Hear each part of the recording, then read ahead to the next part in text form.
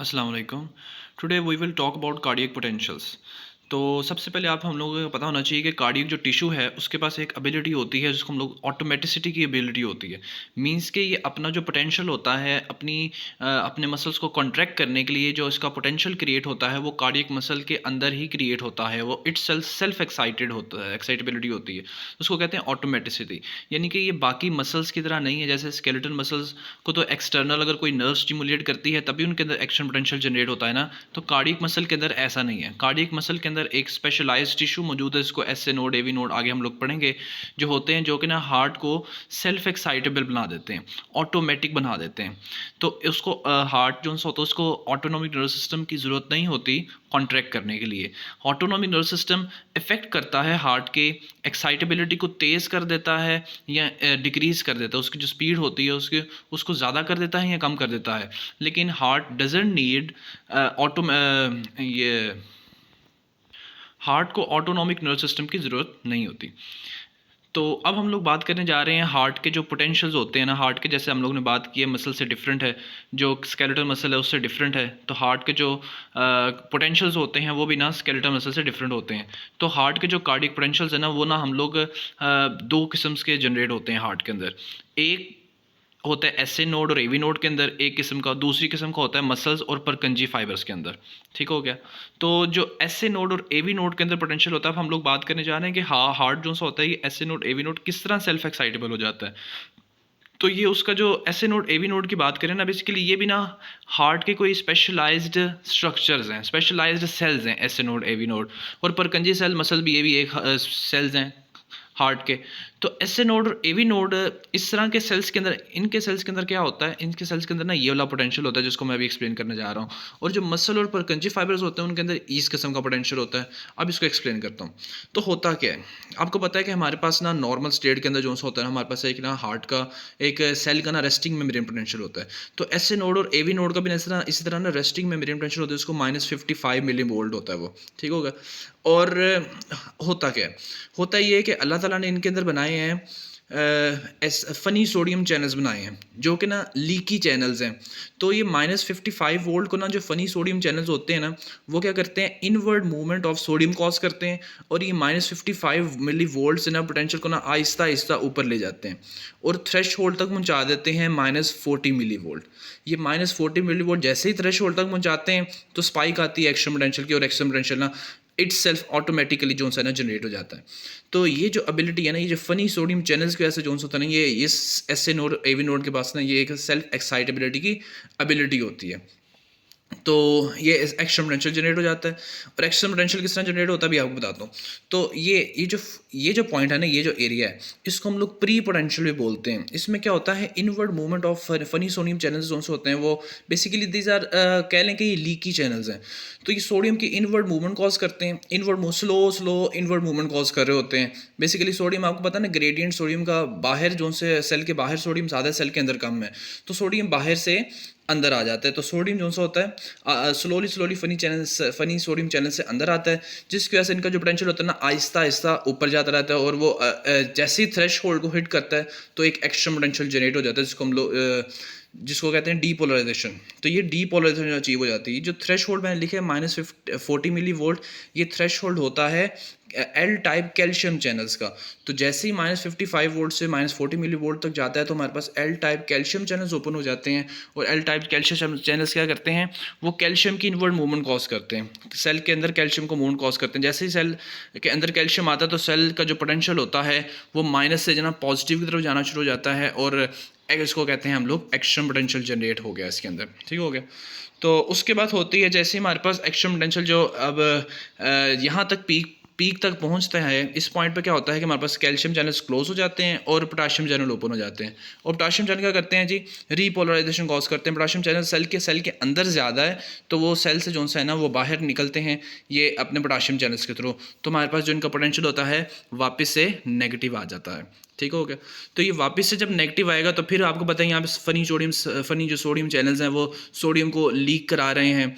तो जैसे ही सोडियम को इनवर्ड लीक कराएंगे तो क्या होगा, दोबारा जोन सा है वो पोटेंशियल इसको ऊपर जाना शुरू हो जाएगा और फिर एक्शन पोटेंशियल जनरेट होगा और फिर जोन सा है वो रीपोलराइजेशन होगी।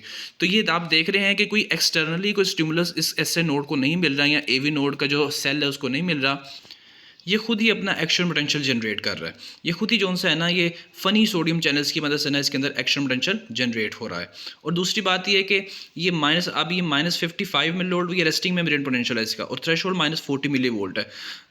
तो होता क्या है, जो हमारे पास ऑटोनॉमिक नर्वस सिस्टम होता है ना, वो इसके रेस्टिंग मेम्ब्रेन प्रेशर को ओवरकम कर देता है। यानी कि वो रेस्टिंग मेम्ब्रेन प्रेशर को जो पैरासिम्पैथेटिक एक्टिविटी होती है ना रेस्टिंग में, वो क्या करती है, पैरासिम्पैथेटिक एक्टिविटी हार्ट रेट को कम करती है। किस तरह कम करती है, वो रेस्टिंग मेम्ब्रेन प्रेशर को कम कर देता है और ज़्यादा, यानी कि -55 वोल्ट से पहले -70 वोल्ट तक ले जाएगा। तो अब -70 से 40 तक जो सा है वो एक जो रास्ता है वो बढ़ गया। तो इसलिए जो सा ना वो हमारे पास हार्ट रेट स्लो हो जाता है। और जब हार्ट रेट तेज़ करना होता है हमारे ऑटोनॉमिक सिस्टम ने, तो क्या करता है, रेस्टिंग मेम्ब्रेन पोटेंशियल को थ्रेशोल्ड के करीब कर देता है। तो जैसे ही थ्रेशोल्ड के करीब करता है तो जल्दी जो सी एक्शन पोटेंशियल जनरेट होते हैं, और वो जल्दी जो से वो हार्ट रेट जो होता है, हमारी जो सेल्फ एक्साइटेबिलिटी होती है इसकी सेल की, वो क्या हो जाती है, वो तेज़ हो जाती है, उसकी जो फ्रिक्वेंसी होती है बढ़ जाती है। अब जो सेल्फ एक्साइटेबिलिटी इस टिश्यू की है, वो सिर्फ इस टिश्यू के अंदर नहीं रह रही, इसके अंदर जो एक्शन पोटेंशियल जनरेट हुआ है, आपको पता है कि हमारे जो सारे सेल्स होते हैं कार्डियक सेल, वो एक्ट करते हैं एज अ सिंसिटियम के तौर पर, ये आपस में कनेक्टेड होते हैं। अगर एक सेल के अंदर जो बोथ एट्रिया जोन से होते हैं वो कनेक्टेड होते हैं आपस में, सारे उनके सेल्स, और बोथ वेंट्रिकल्स जोन से होते हैं आपस में कनेक्टेड होते हैं। और एट्रिया और वेंट्रिकल के दरमियान सिर्फ एक कनेक्शन होता है एवी नोड का, आगे हम लोग पढ़ेंगे इस बाद में डिटेल से। तो अभी आपने याद ये रखना है, जो सारे सेल्स होते हैं, अगर देखें हमारे पास एसए नोड एक सेल है, हमने स्पेशलाइज सेल है जिसके अंदर एक्शन पोटेंशियल हुआ है, वो जब एक्साइट करेगा तो अपनी जो एक्साइटेबिलिटी, उसके अंदर जो डीपोलराइजेशन हुई है, इसके अंदर जो पॉजिटिव चार्ज अंदर आया है, वो सिर्फ इस सेल के अंदर नहीं रहेगा, बल्कि वो जो उसके साथ जो सेल्स जुड़े हुए हैं ना, उनके अंदर भी ट्रांसफ़र होगा। और इसके साथ कौन से सेल जुड़े हुए हैं, मसल जुड़ा हुआ है, कार्डियक मसल सेल्स जुड़े हुए हैं, और परकंजी फाइबर्स जुड़े हुए हैं। तो वो परकंजी फाइबर्स को भी जो सा है वो क्या करता है, जो चार्ज होता है पॉजिटिव चार्ज, वो यहाँ से ये गैप जंक्शंस की मदद से इनके अंदर सेल्स के अंदर जाके उनको भी एक्साइट कर देता है। ठीक हो गया। तो अब हम लोग बात करते हैं कि देखें यहाँ पे पॉजिटिव डीपोलराइजेशन यहाँ पे हुई, यहाँ पे पॉजिटिव चार्ज आया, वो पॉजिटिव चार्ज यहाँ पे फ्लो करके इस सेल के अंदर आया। तो पॉजिटिव चार्ज ने क्या किया, इसका जो मसल और परकंजी फाइबर, उनका जो रेस्टिंग मेम्ब्रेन पोटेंशियल है -90 मिली वोल्ट है, और थ्रेशोल्ड कितना है, -65 मिली वोल्ट। तो इनका थ्रेशोल्ड -65 मिली वोल्ट है। तो जैसे ही हमारे पास पॉजिटिव चार्ज इसके अंदर आया, तो रेस्टिंग मेम्ब्रेन पोटेंशियल जो -90 मिली वोल्ट का था, उसको इसने आहिस्ता आहिस्ता क्या कर दिया, थ्रेशोल्ड की तरफ ले आया, और इसको पोटेंशियल को कम किया और थ्रेशोल्ड की तरफ ले गया। तो जैसे ही थ्रेशोल्ड को हिट किया, फ़ौरन जोन सा है हमारे पास इस जो मसल के पास और परकंजी फाइबर्स के पास होते हैं फास्ट सोडियम चैनल्स, और वो फास्ट सोडियम चैनल एक्टिव हुए, और उन्होंने बहुत ज़्यादा जो है ना स्पीडीली वो क्या किया, इनवर्ड मूवमेंट ऑफ सोडियम कराई और एक्शन पोटेंशियल को ऊपर ले गए। अब इसमें हमारे पास जो एक्शन पोटेंशियल जो डीपोलराइजेशन हो रही थी, वो कैल्शियम चैनल्स की वजह से हो रही थी। Calcium channels are slower to open and slower to close, जबकि इनके अंदर जो एक्शन पोटेंशियल जनरेट हो रहा है वो सोडियम चैनल्स की वजह से हो रहा है। वो किसकी वजह से हो रहा है, सोडियम, जो हमारे पास फास्ट सोडियम चैनल्स हैं उनकी वजह से एक्शन पोटेंशियल जनरेट हो रहा है। और इनका रेस्टिंग मेम्ब्रेन -90 होता है। ये बेसिकली जो हमारे बाकी स्केलेटल मसल वगैरह होते हैं ना, उनकी तरह ही इनका पोटेंशियल होता है, लेकिन उससे भी एक डिफरेंस होता है जिसको हम लोग प्लेटू बोलते हैं, वो भी हम लोग बात करते हैं। तो क्या हुआ जी, सबसे पहले 4 का स्टेज है जी, इसके अंदर रेस्टिंग मेम्ब्रेन पोटेंशियल है -90 मिली वोल्ट। तो ये जो जीरो फेज़ है, इसके अंदर क्या हुआ, हमारे पास -65 मिली वोल्ट जैसे ही हमारे पास थ्रेशोल्ड हिट किया इस सेल से पॉजिटिव चार्ज ने इधर आके, तो क्या हुआ, हमारे पास सोडियम चैनल जो फास्ट सोडियम चैनल्स हैं वो हो गए एक्टिव। अब वो एक्टिव हुए, उन्होंने सोडियम की इनवर्ड मूवमेंट करवाई है, और फिर क्या हुई है, हमारे पास एक्शन पोटेंशियल जनरेट हो गया। अब जैसे ही आपको पता है कि पोटेंशियल जैसे ही पॉजिटिव तरफ जाता है, तो जो सोडियम चैनल होते हैं वो क्या होते हैं, इनएक्टिव हो जाते हैं। तो इस पॉइंट पर सोडियम चैनल इनएक्टिव हो गए, उन्होंने मूवमेंट को ब्लॉक कर दिया। और इस पॉइंट पे क्या हुए, पॉइंट 1 पे, तो हमारे पास पोटाशियम चैनल ओपन हो गए। पोटाशियम चैनल ओपन हो गए तो पोटाशियम सेल से बाहर लीक किया, तो पोटेंशियल जो है ना वो थोड़ा सा नीचे सेल का ड्रॉप हुआ, और उसने क्या किया, जिसको हम लोग बोलते हैं इनिशियल रीपोलराइजेशन बोलते हैं। अब जैसे पोटाशियम चैनल ओपन हो चुके हैं, अब ये जो हमारे पास ये वाला जो फेज़ है ना, इसको प्लेटू बोलते हैं। इसमें ना पोटेंशियल ज़्यादा हो रहा होता है, ना पोटेंशियल कम हो रहा होता है। उसकी वजह ये है कि इस पॉइंट पे क्या होता है, हमारे पास जो इस पॉइंट पे हमारे पास वो कैल्शियम चैनल्स ओपन हो जाते हैं, ये देखें। और फिर क्या होता है कि प्लेटो में क्या होता है कि पोटाशियम बाहर जा रहा होता है और कैल्शियम अंदर आ रहा होता है, तो जो नेट पॉजिटिव चार्ज सेल के अंदर होता है वो मेंटेन करता है, वो ना ज़्यादा होता है ना कम होता है, तो इसलिए हमारे पास ये प्लेटो आ जाता है। तो जैसे ही हमारे पास पोटाशियम ये प्लेटो का फेज़ यहाँ तक पहुँचा, तो इस पॉइंट पे क्या हुआ, इस पॉइंट पे ये हुआ कि हमारे पास कैल्शियम चैनल्स ब्लॉक हो गए और सिर्फ पोटाशियम ही जो सा है वो बाहर जा रहा है। उसके बाद ये पोटेंशियल जो सा है वो नीचे आ गया वापस अपनी रेस्टिंग स्टेट के अंदर, ठीक हो गया। तो इसको हम लोग, ये पोटेंशियल डिफरेंस है। तो मैं रिपीट कर देता हूँ कि हमारे पास हार्ट के ना दो मसल, दो किस्म के जोन से होते हैं ना पोटेंशियल इसके अंदर जनरेट होते हैं। एक वो वाला पोटेंशियल है जो एस नोड और ए वी नोड के अंदर हो रहा है। बेसिकली ये नोड बेसिकली हार्ट का कोई स्पेशलाइज एरिया होता है, स्पेशलाइज सेल्स होते हैं। और दूसरे किस्म का जो पोटेंशियल है वो हो रहा है मसल्स में, जो कार्डियक मसल्स हैं और परकंजी फाइबर्स के अंदर हो रहा है। उनके अंदर जो एस नोड और ए वी नोड के अंदर हो रहा है, उनका जो रेस्टिंग मेम्ब्रेन पोटेंशियल है वो -55 मिली वोल्ट है, जिसकी वजह से ना, इस वजह से रेस्टिंग मेम्ब्रेन कम होने की वजह से इनके अंदर जो फास्ट सोडियम चैनल होते हैं ना वो इनएक्टिव होते हैं, और जो फनी चैनल्स होते हैं इनवर्ड मूवमेंट कराते हैं, और वो क्या करते हैं जो हमारे पास डीपोलराइजेशन कॉज करते हैं। प्री पोटेंशियल से फनी चैनल्स अंदर गए, वो सोडियम अंदर गया, डीपोलराइजेशन हुई, कैल्शियम चैनल अंदर गए, और रीपोलराइजेशन में पोटाशियम चैनल बाहर आए। तो ये होता है, ये एक किस्म का पोटेंशियल है। दूसरी किस्म का पोटेंशियल जो कि मसल्स के अंदर होता है वो क्या है कि हमारे पास resting membrane potential 90 -90 millivolt होता है, डीपोलराइजेशन होती है -65 मिली वोल्ट, जैसे थ्रेश होल्ड होता है फास्ट सोडियम चैनल का अचीव होता है तो सोडियम की इनवर्ड मूवमेंट होती है। और फिर क्या होता है, इनिशियल रीपोलराइजेशन किस वजह से होती है, पोटाशियम की वजह से। और फिर प्लेटो किस वजह से होता है, पोटाशियम बाहर आ रहा होता है और कैल्शियम अंदर जा रहा होता है, तो प्लेटो अचीव हो जाता है। और रीपोलराइजेशन किस तरह होती है, सिर्फ पोटाशियम बाहर आएगा तो पोटेंशियल जो है वो नीचे आ जाएगा। तो आपको पता है जो मसल्स होते हैं, मसल्स जैसे डीपोलराइज होते हैं स्केलेटल मसल्स की तरह ही इसमें डीपोलराइजेशन जैसे होती है, तो क्या होता है, इनवर्ड मूवमेंट ऑफ कैल्शियम बढ़ जाती है। जब कैल्शियम अंदर आ जाता है तो क्या करता है, वो कॉन्ट्रैक्शन करवा देता है, ठीक हो गया। तो जैसे ही हमारे पास वापस रीपोलराइजेशन होती है तो कॉन्ट्रैक्शन स्टॉप हो जाती है, मसल की रिलैक्सेशन हो जाती है। तो ये तो हम लोगों ने बात कर ली। अब हम लोग ना इनके जो डिफरेंस है ना उनके बारे में बात करेंगे। एक जो बड़ा इंपॉर्टेंट डिफरेंस है एक, वो है सेल्फ एक्साइटेबिलिटी। एस नोड और ए वी नोड के अंदर सेल्फ एक्साइटेबिलिटी बहुत ज़्यादा है, यानी कि ये देखेंगे कि ये खुद ही जोन सा है अपना एक्शन पोटेंशियल जोन सा है इनके अंदर जनरेट हो रहा है, जबकि मसल्स और परकंजी फाइबर्स के अंदर सेल्फ एक्साइटेबिलिटी बहुत कम है। इनके अंदर हम लोग क्यों, इसकी वजह ये, उसकी वजह ये है कि इनके अंदर फ़नी चैनल्स अल्लाह ताला ने रखे हुए हैं जो कि इनवर्ड मूवमेंट ऑफ सोडियम कराते हैं, और जिससे क्या होता है इनके अंदर ऑटोमेटिकली ना पोटेंशियल जनरेट हो जाता है। तो एस नोड वो जगह है जहाँ पे सबसे ज़्यादा एक्साइटेबिलिटी होती है, यानी कि वो 70 से 80 टाइम्स जोन सा होता है ना उसके अंदर, एक मिनट के अंदर वो एक्साइटेड हो जाता है, यानी कि उसके अंदर एक्शन पोटेंशियल जनरेट हो जाता है। एक मिनट के अंदर 70 से 80 टाइम्स जोन सा होता है ना एस नोड, वो एक्साइटेड एक्शन पोटेंशियल उसके अंदर जनरेट हो जाता है। उसके बाद आती है A V node. A V node 40 से 60 टाइम पर मिनट होता है, तो इनकी एक सेल्फ एक्साइटेबिलिटी बहुत ज़्यादा है, जबकि मसल्स और परकंजी फाइबर्स की सेल्फ एक्साइटेबिलिटी जो है वो नहीं है, वो बहुत कम है। तो एक वजह तो हम लोगों ने पढ़ ली, फनी चैनल्स होते हैं, सोडियम चैनल्स होते हैं। दूसरी वजह ये होती है कि इनका जो गैप है रेस्टिंग मेम्ब्रेन पोटेंशियल और थ्रेश होल्ड का, वो मसल्स और परकंजी में ज़्यादा है। देखें ये -90 से -65 इनका गैप बहुत ज़्यादा है, तो यहाँ से यहाँ पे आने में टाइम लगता है, तो इसलिए सेल्फ एक्साइटेबिलिटी इनकी मसल और परकंजी की कम हो जाती है। और दूसरी रीज़न ये है कि इनका देख सकते हैं, यानी कि यहाँ पे देख सकते हैं कि ये इनका जो resting membrane potential S node A V node का, उनके दरमियान गैप भी कम है। तो ये वाला जो पार्ट है ये S node A V node, ये ज़्यादा एक्साइटेबल होता है। ये सेल्फ एक्साइटेबल से मुराद है कि ये ना, इसके अंदर ज़्यादा एक्शन पोटेंशियल खुद ब खुद जनरेट करने की एबिलिटी ज़्यादा होती है, इसके अंदर एक्शन पोटेंशियल खुद ब खुद जनरेट करने की एबिलिटी कम होती है। ये जो सराउंडिंग सेल से कनेक्टेड होता है ना, वो इसको एक्शन पोटेंशियल जनरेट करा देते हैं इसके अंदर, लेकिन इसके अंदर अपनी एबिलिटी जो सी होती है सेल्फ एक्साइटेबिलिटी की, वो कम होती है और इसके अंदर ज़्यादा होती है। तो ऐसे नोड के अंदर सबसे ज़्यादा होती है, इसलिए ना ये पेस मेकर ऑफ हार्ट बन जाता है। आपको पता है, मैंने पहले बात बताई है कि हार्ट के जो मसल्स और फाइबर्स जो से होते हैं वो आपस में कनेक्टेड होते हैं।